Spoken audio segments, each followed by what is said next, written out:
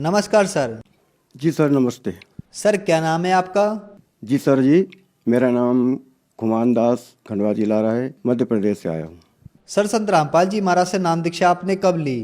जी sir जी, मैंने संत सदगुरु रामपाल जी महाराज से नाम दीक्षा 5 सितंबर 2013 को मेरे को नामदान मिला है। सर संत रामपाल जी महाराज से नाम दीक्षा लेने से पहले क्या आप कोई भक्ति साधना भी करते थे? जी सर जी, संत सदगुरु रामपाल जी महाराज जी से नामदान लेने से पहले दास जो हिंदू धर्म के देवी देवता हैं उनको पूजना, व्रत उपवास करना और रामलीला में पाठ करना, और संत सिंगाजी महाराज हमारे हरदोई तहसील के संत हुए हैं, प्रसिद्ध संत हैं जिनको 3-4 जिले के लोग मानते हैं। उन संतों का भजन गाना झान मृदंग पे बजा करके और 25 साल तक मंडल बनाकर मैंने भजन गाया और लोगों को ज्ञान समझाता था सर जी। और इस ज्ञान को समझाने में मेरे को जो कन्फ्यूज होता था मेरे दिल में, वो मेरे को बहुत कचोटता था सर मेरे दिल में। जैसे दास रामलीला में राम का पाठ करता था, पवित्र रामायण जी में जो एक प्रसंग आता है कि श्री विश्वामित्र जी के साथ राम जी और लक्ष्मण जी जनक जी के दरबार में, जनक जी के वहाँ गए थे पुष्प वाटिका में, उनने विश्वामित्र जी ने उनको फूल तोड़ने के लिए भेजा था और वहाँ पर माता सीता जी अपनी सखियों के सहित गौरी पूजने के लिए वहाँ आई थी वाटिका में। तो श्री राम जी ने लक्ष्मण जी से कहा था कि भाई लक्ष्मण, सो सब कारण जान विधाता, फरक ही सुबग अंग सुन भराता। हे भाई लक्ष्मण, मेरे शुभ अंग फरकते हैं, दाहिने अंग फरकते हैं, इनका कारण तो विधाता ही जाने। तो सर जी ये समझ के मैं कन्फ्यूज होता था। क्यों कि मैं तो श्री राम को परम सुप्रीम मानता था, अंतर्यामी मानता था, घट घट के वासी जानता था और सर्वा सर्वे जानता था। मेरे राम थे इष्ट और राम इष्ट ऐसा बोल रहे हैं कि वो कारण, मेरे अंग फरकने का कारण तो विधाता जाने। वो कौन विधाता होगा? तो दास बहुत कंफ्यूज होता था। फिर दूसरा प्रसंग है रामायण में कि श्री राम जी, श्री लक्ष्मण जी, श्री जानकी जी पिताजी की आज्ञा लेकर वन को चले जाते हैं, 14 वर्ष के लिए वनवास जाते हैं, और भरत जी और शत्रुघ्न मामा के घर गए हुए होते हैं और यहाँ पर दशरथ जी के प्राणस्थ हो जाते हैं। उस समय श्री महाराज वशिष्ठ जी जो सूर्य कुल के गुरु थे, श्री राम जी के गुरु थे, श्री महाराज दशरथ जी के गुरु थे, वो सूर्य कुल के गुरु वशिष्ठ जी से भरत जी ने पूछा कि महाराज ये क्या है? सब जनता व्याकुल है, माताएं उदास है, व्याकुल हो रही है, पिताजी प्राणस्थ हैं, भैया राम लक्ष्मण और जानकी माता कहाँ गए हैं? तो वशिष्ठ जी ने क्या कहा था? सुनहु भरत भावी प्रबल, बिलख कहे मुनिराय, हानि लाभ जीवन मरण, यश अपजस विधिहात। ये रामायण में दोहा है सर, मैं आपको क्या बताऊं। जैसे हमारे संत रामपाल जी महाराज ने ये सब बताया है, ज्ञान बताया है, उससे मेरे को पता चला, नहीं तो पहले मैं भी उनको सर्वा सर्वे जानता था। तो ये मुनियों के राजा मुनि राय बोल रहे हैं, हानि लाभ जीवन मरण यश अपजस विधिहात। सर हानि तो कोई चाहता नहीं है, और हानि नहीं चाहते, हम तो लाभ चाहते हैं, और जीवन मरण, जीवन चाहते हैं, मरण नहीं चाहते हैं, और जस अपजस, अपजस तो हम मर करके भी नहीं चाहते सर। अपजस तो हमको होना ही नहीं, क्योंकि मरने के बाद भी हम तो ये चाहते हैं कि लोगों ने हमको अच्छा कहना चाहिए, ऐसा नहीं कहना चाहिए कि अच्छा मर गया। सर फिर आप संत रामपाल जी महाराज की शरण में कैसे आए? संत रामपाल जी महाराज की शरण में ज्ञान गंगा पुस्तक के माध्यम से आए सर। ज्ञान गंगा पुस्तक मिली, हमारे भजन गाने वाले साथी जिनका नाम मांगीलाल भाई है, वो मांगीलाल जी संत रामपाल जी महाराज के शरण में गए, उनने उनसे नाम लिया, 20 दिन आश्रम में रहे, और जिस रोज़ वो वहाँ से आए हमने भजन किए, वो भजनों में नहीं आए। तो मैंने साथियों से पूछा कि भाई मांगीलाल भाई क्यों नहीं भजन में आए? तो किसी ने कहा कि उनने कोई गुरु बना लिया है। मैं दूसरे ही दिन उनके घर गया, उनसे पूछा कि भाई साहब आप भजन में क्यों नहीं आए? तो उन्होंने बोला कि भाई मैं भजन गाना मैंने बंद कर दिया है, मैंने संत रामपाल जी महाराज से नाम दीक्षा ले ली है और उनने मेरे को भजन गाने का मना बोल दिया है। मैंने कहा कि ऐसे संत रामपाल जी महाराज कैसे हैं जो राम दीक्षा ली और भजन गाने का मना तो कोई गुरु नहीं बोलते, भजन करने का सभी कहते। हाँ हाँ, भजन करने का मना नहीं बोला, भजन गाने का मना बोला है। मैंने कहा यार कैसी बातें कर रहे हो, कौन है तुम्हारे गुरु, ऐसे कैसे गुरु हैं? ऐसा उनसे कहा तो उनने क्या करा, एक ज्ञान गंगा पुस्तक ला के मेरे हाथ में थमा दी और मेरे को ऐसा बोला कि मैं तुम्हारे लिए प्रसाद लाया हूँ, ये प्रसाद ले लो, ये रामपाल जी महाराज का प्रसाद दिया हुआ है, ये प्रसाद तुम्हारे लिए विशेष करके लाया हूँ, ले लो। तो मैंने वो पुस्तक हाथ में ली सर, और पहला ही पेज खोला तो पूर्ण ब्रह्म परमेश्वर कबीर साहब जी का फोटो का दर्शन हुआ, और वैसे ही पुस्तक मैंने लेकर के घर आया तो मैंने मेरे छोटे भाई लखन भाई को दी कि भाई तू पढ़ जरा 2-4 रोज, मेरे फुर्सत में हो जाएगा जब मैं पढ़ूंगा, मेरे को फुर्सत मिलेगी जब। वैसे ही लखन भाई ने वो पुस्तक पढ़ी और वो जैसे जैसे पढ़ता जा गया वैसे वैसे मेरे को बताता गया, देखो भैया इसमें यहाँ लिखा है, देखो भैया इसमें यहाँ लिखा है। जैसे सिंगाजी महाराज का भजन में ज्ञान तुम समझाते हो वैसा ही ज्ञान इसमें भी लिखा हुआ है। हम दोनों भाइयों ने ऐसे मिलान करके पढ़ते गए। तो क्या पढ़े सर जी, बताएं क्या तुमको। केवल जो पवित्र ज्ञान गंगा पुस्तक में संत रामपाल जी महाराज ने लिखी है, उसमें पृष्ठ नंबर 20 पर ज्ञान गंगा में जो सृष्टि रचना लिखी हुई है, सृष्टि रचना को पढ़ते ही हमारी आत्मा गदगद हो गई। धन्यवाद किया, कोटि कोटि दंडवत प्रणाम किया कि ऐसे संत इस धरती पर आए हुए हैं और हम भूले पड़े हैं, हमको आज तक इनकी खबर नहीं, भनक नहीं लगी। आहा, हमारी आंखों से आंसू निकल गए। उसी समय हम दोनों भाइयों ने रात भर खूब विचार किया। फिर हमारे छोटे भाई कैलाश भाई को बुलाया, उनको बताया, उनने भी सृष्टि रचना पढ़ी, उनको भी समझाया, उनके भी समझ में आ गया। हमने गीता जी उठाई, हमारे सिंगाजी महाराज के भजन लिए, उनसे मिलान किया, सब ज्ञान पूरा पूरा पूरा पूरा एक जैसा मिलता गया। संत रामपाल जी महाराज जी के ज्ञान से हम तो धन्य हो गए। संत सिंगाजी महाराज की वाणी में हम बोलते थे, वाह घर की मोहे कोई न बतावे, जा घर से जीव आया हो। ब्रह्मा विष्णु महेश नहीं थे, नहीं थी मूल और माया हो। रज और वीर्य दो ही नहीं थे, फिर जीव कहाँ से आया हो। ऐसे ऐसे हम भजन गाते थे, भक्तों को समझाते थे, पर वो हमारे मन में अशांति थी। कंसेप्ट था कि ये सिंगाजी बाबा बोलना क्या चाहते हैं। जीव को बता रहे हैं कि ब्रह्मा विष्णु महेश नहीं था, और ये बता रहे हैं कि जो घर से जीव आया, वो कौन सा ऐसा घर है, कहीं के घर में रहता था क्या जीव और वहां से आया है क्या ये, तो इसका घर कहाँ होगा। और ब्रह्मा विष्णु महेश नहीं थे, नहीं थी मूल माया, रज और वीर दो ही नहीं थे, फिर जीव, तो ये जीव तो इनसे पहले का हो गया, सिंगाजी महाराज बता रहे हैं। तो हमको ऐसा लगता था, पर जिस समय हमने संत रामपाल जी महाराज, परम संत रामपाल जी महाराज जी, जिनकी ज्ञान गंगा, जिसके पृष्ठ नंबर 20 पर सृष्टि रचना पढ़ी, तो हमारे सारे कंसेप्ट क्लियर हो गए। सब पूरा पूरा हमको समझ में आया कि ये बात है ये। फिर बरवाला, सतलोक आश्रम बरवाला, जिला हिसार, हरियाणा में जाकर के हमने परम गुरु संत रामपाल जी महाराज जी से नामदान लिया। सर, हमने सुना है कि जो भी श्रद्धालु संत रामपाल जी महाराज से जुड़ता है उनको बहुत सारे लाभ प्राप्त होते हैं, तो क्या आपको भी कोई लाभ प्राप्त हुए संत रामपाल जी महाराज से नाम दीक्षा लेने के बाद? जी सर जी, संत रामपाल जी महाराज से नाम दीक्षा लेने के बाद और उनकी बताई हुई भक्ति मर्यादा में रह के करने के बाद तो अनेक लाभ हुए। जैसे हमारी माता जी, जिसकी उम्र 78 साल की हो गई थी, वो हमारी सिस्टर एक इंदौर में रहती है जी सर, वहाँ इंदौर उसको माता जी को ले गई थी उनके पास रखने के लिए, एक दो महीने के लिए। वहाँ वो बीमार हो गए, उनके स्वाद फेफड़े खराब थे और जो अन्न की नली थी उसमें भी प्रॉब्लम था। तो वहाँ बताया इंदौर में डॉक्टरों को, उनसे फ़ायदा नहीं हुआ। वो हमारे वापस घर हमारे ले आए। घर आकर के हमने खंडवा डॉक्टरों को बताया, डॉक्टरों ने मना बोल दिया कि भाई ये तो माता जी की एज भी 78 साल की हो गई है और अब तुम पैसे मत लगाओ, ये अब बचने की नहीं। तो माता जी की हालत ऐसी हो गई थी कि उनके मुंह में पानी भी नहीं जा रहा था। पर संत रामपाल जी महाराज की ऐसी दया हुई, हमको ऐसी भीतर से परमात्मा जी ने कोई उपमा दी कि भाई जो परमात्मा जी अपने शिष्यों को बताते हैं दोपहर की रमेणी 16 मिनट की, वो मैंने मोबाइल में लगा के न मेरी माता जी के कान के पास वो मोबाइल चालू करके रख दिया। माता जी ने 16 मिनट रमेणी सुनी। सर क्या बताएं, ऐसा चमत्कार हुआ कि माता जी ने आंखें खोल दी। माता जी ने मेरे से खड़े होने को बोला तो माता जी पलंग के ऊपर बैठ गई। मैंने पीछे से हाथ लगाया, सहारा से बैठ गई और उसी समय बोलने लगी कि थोड़ा सा खाना लाओ, मैं रोटी खाऊंगी तुम्हारा। सर जी, वहाँ माता जी ने रोटी खाई और धीरे धीरे 2-4 दिन 8 दिन में उनकी तबीयत ठीक हो गई। इसके बाद में वो 2 साल तक जिए। तो हमारी माता जी को 2 साल के लिए संत रामपाल जी महाराज, हरियाणा वाले रामपाल जी महाराज ने उम्र बढ़ाई। मैं उनको कोटि कोटि धन्यवाद करता हूँ, कोटि कोटि प्रणाम करता हूँ। और दूसरा लाभ, मेरी पत्नी 5 साल से गठिया वाय में पीड़ित थी। उसके ये अंगूठे उंगलियां सूज जाती थी, जोड़ जोड़ में दर्द होता था, घर के काम काज करने में बहुत दर्द महसूस करती थी, रोती थी और उनको सर में चक्कर बना रहता था।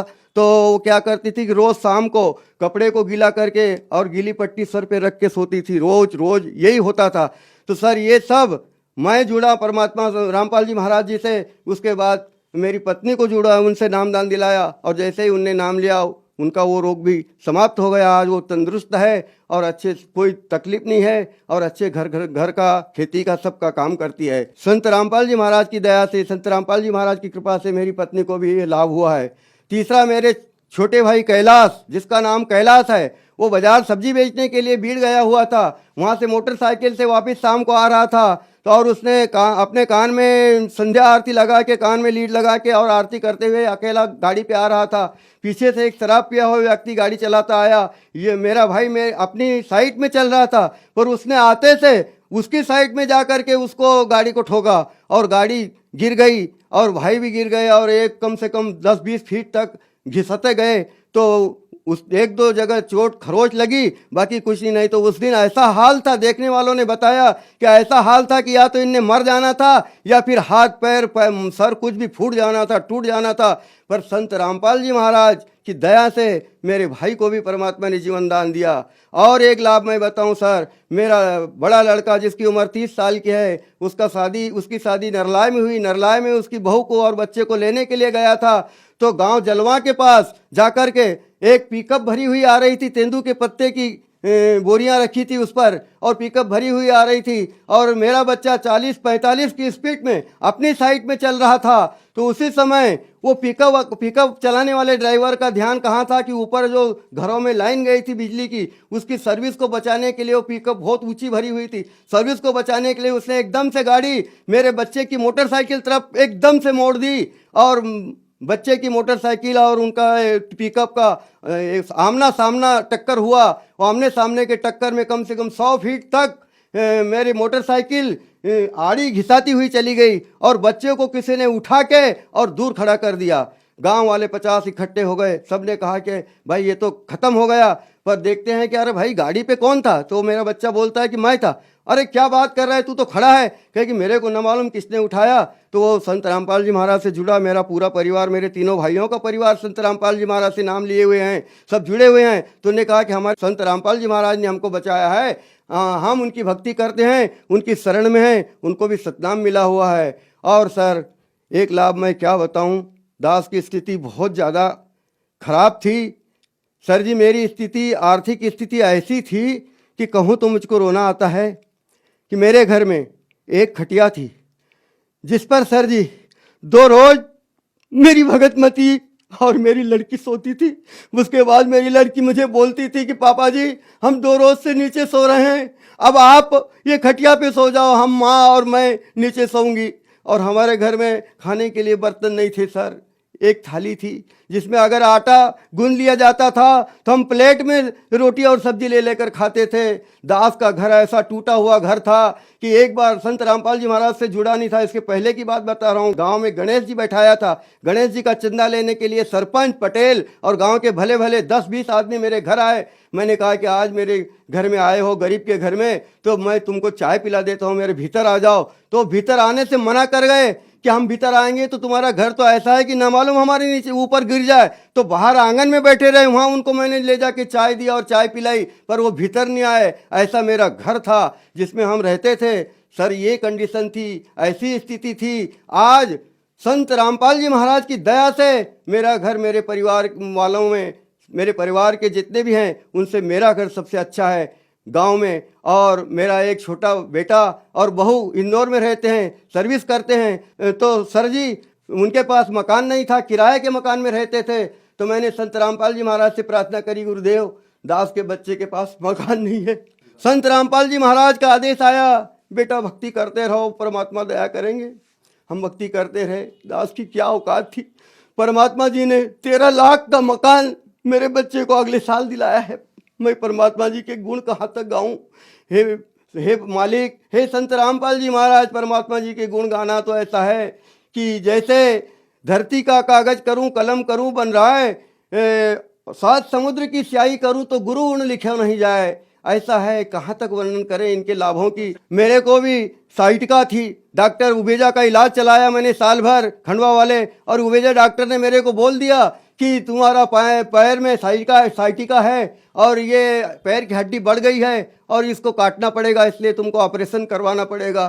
सर मैंने कोई ऑपरेशन नहीं करवाया, मैंने जैसे मालिक से नाम लिया परमात्मा जी से, संत रामपाल जी महाराज को मैंने प्रार्थना भी नहीं लगाई और वैसे ही मेरे साइटिका का रोग चला गया। क्योंकि जब हम पहले शुरू में उनसे जुड़े थे तो हमको तो प्रार्थना का भी ज्ञान नहीं था कि प्रार्थना लगाते हैं और कैसा होता है, मगर मन ही मन मैंने कहा कि मालिक मेरे को ये तकलीफ हो रही है चलने फिरने में, इसको अच्छा कर दो।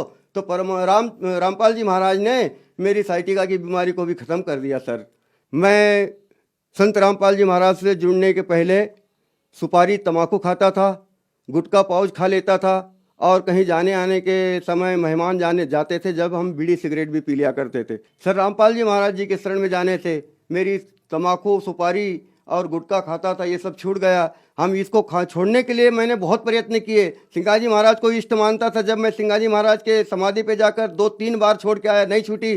फिर हमने 2 जीप किराए से करीब पूरी हमारे स्वजन मंडल के 20-25 लोगों को लेकर के मैं खजूरी, जहाँ सिंगाजी महाराज की जन्मभूमि, वहाँ गया और वहाँ सुपारी तम्बाकू फेंक के आया और हमारी सब पूरी पार्टी को तम्बाकू सुपारी छुड़वाई थी, पर इसके बाद भी नहीं छूटी। और संत रामपाल जी महाराज के शरण में गया और जिस दिन से नाम लिया उस दिन से आज तक तम्बाकू को हाथ भी नहीं लगाया। सर, संत रामपाल जी महाराज से नाम दीक्षा लेने के बाद आपको बहुत सारे लाभ मिले, आपका नशा छूटा, आपको कई सारी बीमारियों से निजात मिला। तो जो श्रद्धालु आज आपको देख रहे हैं और वो भी किसी न किसी बीमारी से ग्रस्त हैं या किसी न किसी तरीके से परेशान हैं, उनके लिए आप क्या कहना चाहेंगे?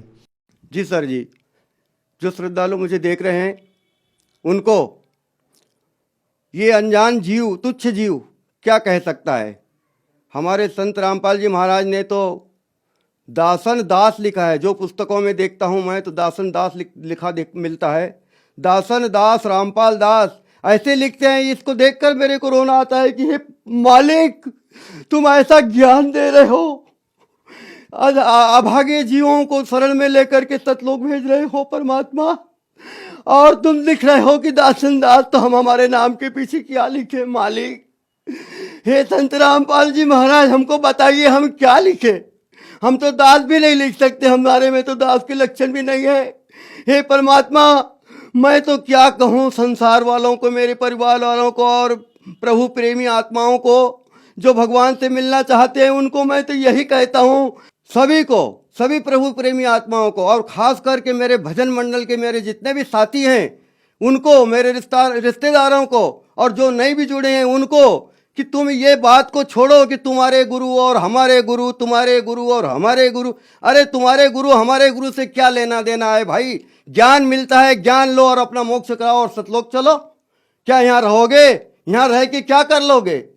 कितनी पीढ़ी चली गई, कितने कितने चले गए, हमारे दादे परदादे चले गए, किसी ने कुछ नहीं ले गया, हम भी कुछ नहीं ले जाएंगे। भाई संत रामपाल जी महाराज की शरण में आइए। मैं हाथ जोड़ के विनय करता हूँ और सबको हाथ जोड़ के कहता हूँ कि आज संत रामपाल जी महाराज ने ज्ञान गंगा पुस्तक लिखी, जीने की राह पुस्तक लिखी है, भक्ति से भगवान तक पुस्तक लिखे, गीता तेरा ज्ञान अमृत। और संत रामपाल जी महाराज के शिष्य गांव-गांव में जाके, आपके घर जाके पुकार के पुस्तकें दे रहे हैं। उनसे पुस्तक लो और पुस्तक पढ़ करके ज्ञान को समझो और जल्दी से जल्दी संत रामपाल जी महाराज जी की शरण को ग्रहण करके और सतलोक का रास्ता तय करो। सर, संत रामपाल जी महाराज की शरण कैसे ग्रहण की जा सकती है? जी सर, आज संत रामपाल जी महाराज ने सभी जीवों के ऊपर अपार दया कर रखी है। कैसी? हर तहसील में हर प्रति रविवार के रोज गांव-गांव में सत्संग संत रामपाल जी महाराज की कृपा से हो रहा है। संत रामपाल जी महाराज के शिष्य गांव-गांव में जाकर प्रति रविवार, और बीच में भी समय मिलता है तो बीच में भी सत्संग करते हैं। और उस सत्संग में रामपाल जी महाराज का आदेश है कि एक दिन का नामदान भी दिया जाता है। और कोई भगत और शिष्य ये सत्संग भी नहीं करता और नामदान भी नहीं देता। ये तो खुद स्वयं संत रामपाल जी महाराज ही सत्संग करते हैं और वो खुद ही LCD के माध्यम से नाम देते हैं। तो जिन भी भक्त आत्माओं को उनका ज्ञान समझ में आ जाए, अगर नामदान लेना है तो नज़दीकी नामदान सेंटर परमात्मा जी ने हर जगह खोल रखे हैं। वहाँ पर जाकर जो भी नज़दीक पड़ता है वहाँ जाकर के संत रामपाल जी महाराज से नामदान लेकर के अपना कल्याण करवा सकते हैं। धन्यवाद सर। जी सर, सत साहिब।